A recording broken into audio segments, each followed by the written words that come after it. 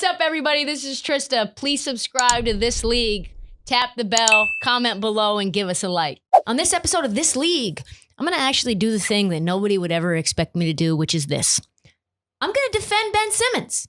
Yes, baby. Today, I am going to defend Ben Simmons. That's right. This is the Ben Simmons appreciation and the Sixers shit on show.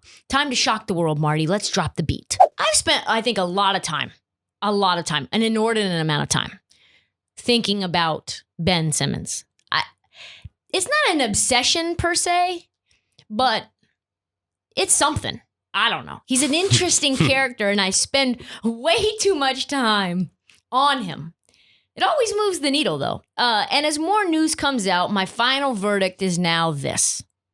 It's really time to point out the blame for who really deserves it, right? Who is really at fault? Is Ben at fault for going MIA every single summer and not improving his jump shot? Yeah, of course. We've been talking about that. But the truth is this. The erosion of Ben Simmons is as much, if not more, Philadelphia's fault than it is Ben Simmons. And Ben Simmons has come to this conclusion as well. The news is now this. Have you seen it, Marty? The Jason Dumas, a Sixers reporter, says, oh my God, it's damning. It's damning. Quote, Ben Simmons has cut off communication with basically everyone in the entire Sixers organization. Every single bit of communication is going through Rich Paul. Joel Embiid has reached out to Ben several times since the end of the season, and he hasn't returned the franchise players' calls at all. He doesn't want to return to the Sixers. Damage has been done. Yeah, the ignoring phone calls is, that's tough. Nail in the coffin. No shit, the damage has been done.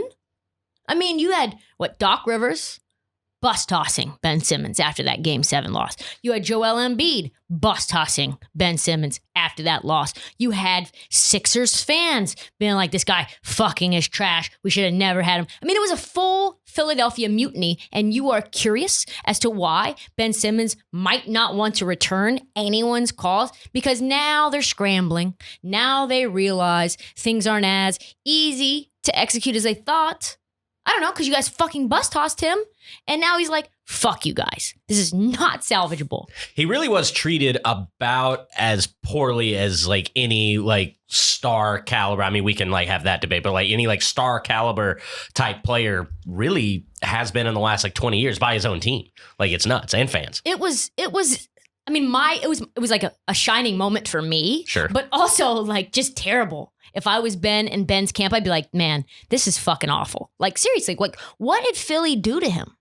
Physically, mentally, emotionally, spiritually? Like, he's completely broken. Like, honest to God, Ben Simmons is a completely different player than he was when he entered this organization, this association, right? Let's go back to the 2016. 20-year-old Ben Simmons takes Las Vegas by storm. You watch those YouTube clips, and it's like another person. Like, you should watch the full video on YouTube, like, because it's stunning. I mean, like, I watch him at LSU. Yeah, every game. Yeah. Like, his mid-range was there.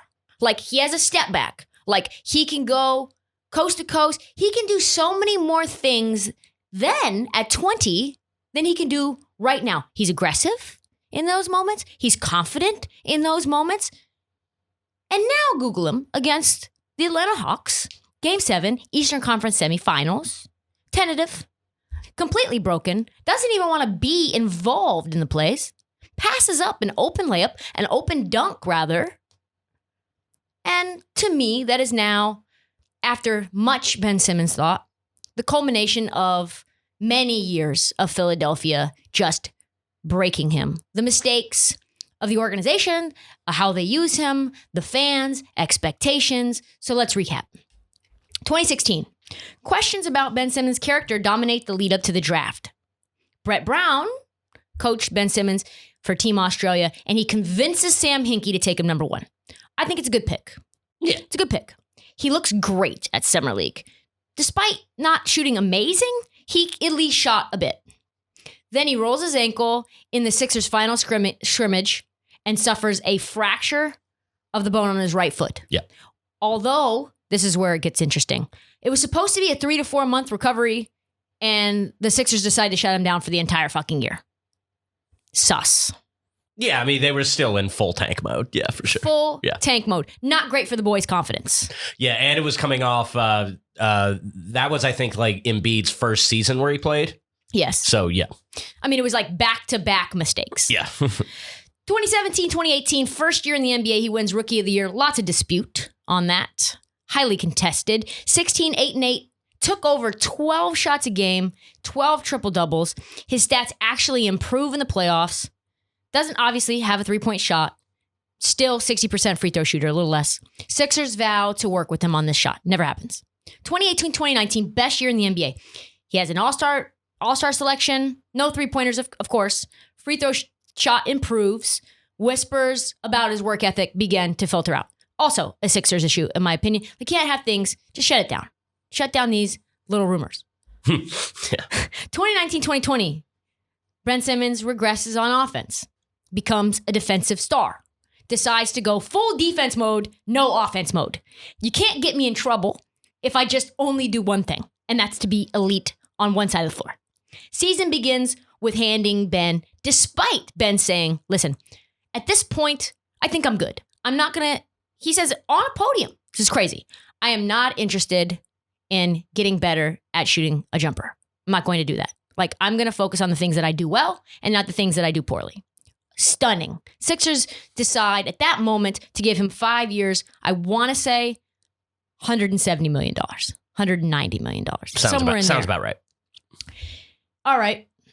Shooting is an issue. ESPN then runs an article mid-season entitled, Ben Simmons Isn't Here for Your Three-Point Shooting Revolution, in which Brown famously said, I'm spacing him to give him a chance. I'm not burying him under the backboard. I've got to participate. Brett Brown does not hold Ben Simmons accountable for not shooting. 2020-2021 year, bubble year. Jackie McMullen drops a huge piece, the piece on Ben Simmons and his shooting problems.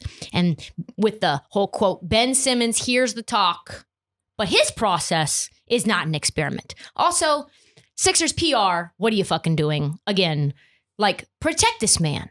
It's like a combination between not protecting him enough and then his camp coddling him completely. Things start to erode. In that piece, Brett Brown is quoted as saying, after Simmons hit a rare three, that he expected Ben Simmons to shoot a minimum of 1 3-pointer a game. And you can pass that along to his agent, his family, and his friends. That was the quote. Did not happen. Ben shot 6 3-pointers all year.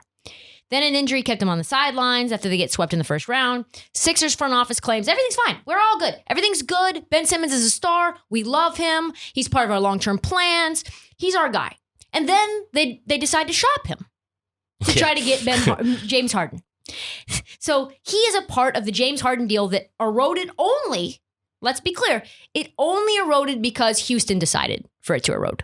They were going to give him the farm. Maxey, Thibault, 4 first-round picks, Ben Simmons, and Houston was so petty that they said no, but believe that Ben Simmons would have been gone on a team that ended up getting the number 2 pick in the draft. He would have been on a fucking clunker of a squad. Okay, so 2020, 2021 year, just a disaster. Regression on all fronts. Mr. Balloon Hands is born. Just months and months of me hammering him, saying he's fucking trash. Shots in total down 20% from his rookie year. Everything is now 5 feet from the basket. Free throws are awful. They regress all year until the playoffs, where he infamously shoots 34% from the line, does not take a single shot in the fourth quarter of all final 4 games of a 7-game series lost to the Hawks. And afterwards, as I said, Doc Rivers, Embiid, this guy's fucking trash. Get him out of here. We hate him. We hate him. We hate him. Get him out. Is he the point guard of a championship roster? And Doc Rivers famously says, ask me later. Yeah. Spam. Embiid says, yeah, this is the turning point when our guy turned down someone, I forget who it was, turned down an open dunk. Wink, wink, Ben Simmons. That's bad. And now we are here at the present moment when things are unsalvageable, where now we are seeing Ben being shopped to all 29 other teams in some form or fashion and trying to get a Harden-like package for him when he was part of the original Harden package. Right. You are a piece of the Harden package, and now you think he's worth. You were the engine of a deal, and now you think you're the entire car. Like, after you do all those things. Like, that was at your somewhat of your peak-ish at the beginning of last season. And it was like right after his All-Star, right? Yeah. Probably not the exact peak, but close. Not like rookie year peak when like all of the future is in his hands, right? But he was in a good spot. Yeah. He's in a much worse spot now. Oh, considerably. Then, right? And they think that they can get more for him. All the while speaking out of both sides of their mouth saying that actually we still want Ben Simmons. He's part of our future. Daryl Morey, we love Ben. We're planning on keeping. We're now in no rush to trade him, even though they're actively shopping him, right? We would love to have Ben back. Ben is having zero of this bullshit. Morey had to be so pissed when he saw those Embiid and Doc Rivers quotes. He had to have been so pissed. He was like, what the fuck are you guys doing? How are you guys going to do me like that? We need to keep a brave face. In order to get rid of this fucking garbage motherfucker, we have to say he's our guy. We love him. Never say a negative word. What are you guys fucking doing? Now I can't move him, and now he's nothing. He knows this team doesn't love him. He knows this team and this fan base fucking hates his guts. Like, there may be no more hated athlete right now in Philadelphia than Ben Simmons, and they can't get rid of him. He's just there, and he's just not accepting their calls. He's just probably going to hold out until a deal gets done. I do not see him in a Sixers uniform ever again. An NBA holdout. Let's go. I am here for the Ben Simmons holdout. And you know what? It's on the Sixers. All of the blood is on your hands. Truly. And as time has gone on, when you look at that Summer League tape and you look at him now, I mean, he was that guy and now he's not. He's been with your team this whole time. What have you done to him? What have you done? And if you care about him, get him out for as little as, just whatever you can do. Just get him out. Prediction time. If the Sixers don't trade Ben Simmons this offseason, he will hold out AWOL until a deal gets done to send him probably to the Warriors, which is where he wants to go. Rich Paul will make sure of that. That's all the time that we have for the This League podcast. We're going to be doing more TikTok lives all this week. I'm taking a slight hiatus. I don't know when I'll be back, probably Wednesday or Thursday. Make sure you check social for a schedule of what we're doing. Follow us at This League, at TikTok, on social media platforms, and please subscribe, rate, and review on Apple, Spotify, and YouTube. We have This League hoodies on sale at the Barstool store. Thank you for listening. Definitely check the feed more every day for content.